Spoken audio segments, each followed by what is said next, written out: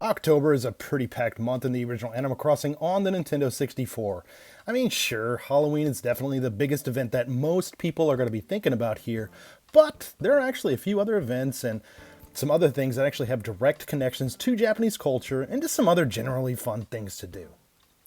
Danny from the Famicast here. If you're new to the channel, please be sure to subscribe and turn on those notifications. Today, we're taking a look at the October events in the original Animal Crossing on the Nintendo 64. Autumn Sports Day. So, Sports Day is actually an official holiday in Japan to commemorate the opening of the 1964 Tokyo Olympics. Now, it should come as no surprise that this day/event would make an appearance in the N64 version of Animal Crossing. Now, there's no specific day for the start in the game, but you can expect this to take place during the early part of October. You're just going to have to pay attention to your bulletin board in your village. Now, in the real world, sports day events are held at schools all across Japan. Now, a variety of events and competitions are held that basically they're trying to build up teamwork and just promoting overall healthy lifestyles and stuff like that.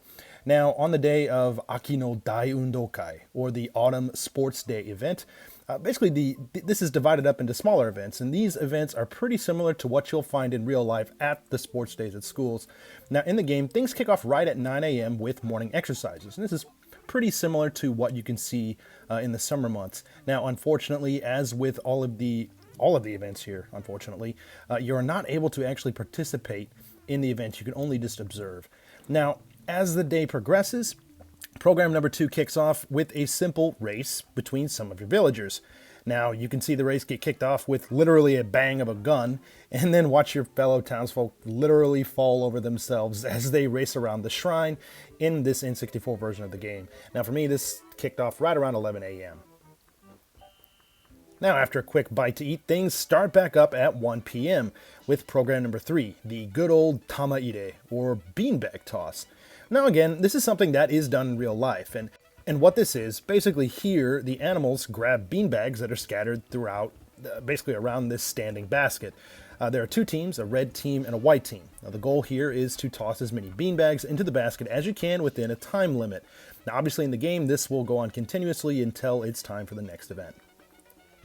And speaking of the next event, which is the 4th and final program of the day, it's the good old-fashioned tug-of-war. Now again, this is a main staple at sports day events throughout Japan. Now in the game, you'll be able to watch teams of 2 animals face off against each other in a contest of strength, sweat, and determination, and you also get to see one of your animals basically waving a flag endlessly. And it's kind of fitting because the contest is actually going to go on endlessly here too.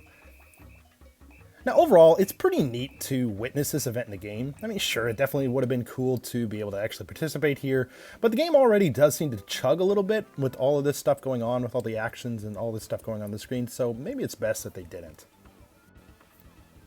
Mushrooming season. Now, the mushrooming season is kind of a big deal in the Animal Crossing world. Well, I guess so. I mean, it's a big enough deal that the animals are going to be making a post about it on your bulletin board to let you know when to get ready for it. Now, basically, it starts around the middle of the month and takes place starting around 8 a.m. to about 10 a.m. on the days that it's going on. Now, here, there are around 5 of these mushrooms kind of hidden throughout your village, so it's up to you to scour the area in search of these, I guess, delicious treats. I'm not a huge fan of mushrooms, but, whatever. So they also bring you some big money here too. Tom Nook is actually willing to pay out 5,000 bells a pop for these babies. So if for some reason you're still trying to pay off your house loan in the game all these years later, it's definitely worth trying to track some of these suckers down. Halloween. Now, with the month of October comes Halloween. Now, just as a bit of a cultural note here, Halloween has really taken off in Japan, with the holiday starting to get big in recent years.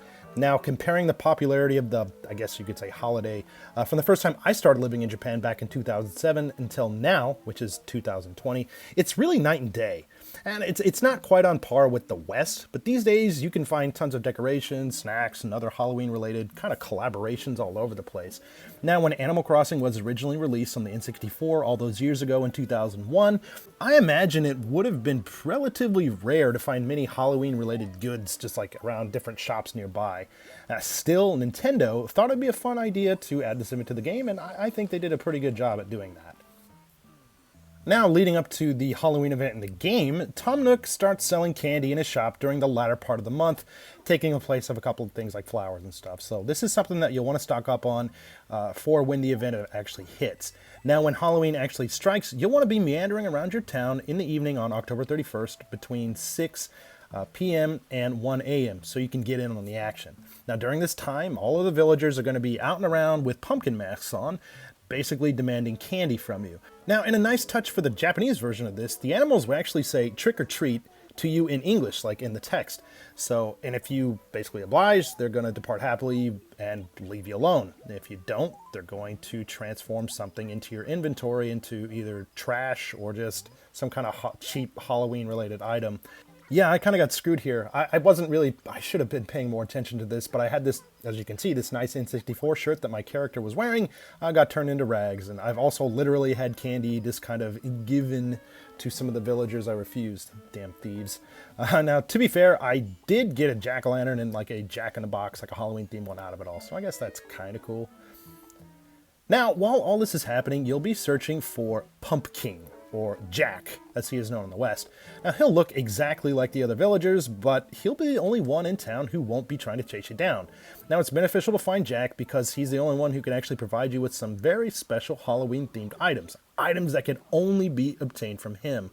Now, I ran out of candy by the time I tracked Jack down this time, but if you're careful about it and don't carry any rare or any desirable items around with you, you won't find yourself in a situation like I was. And seriously, though, I mean, these animals are kind of selfish jerks when you really think about it.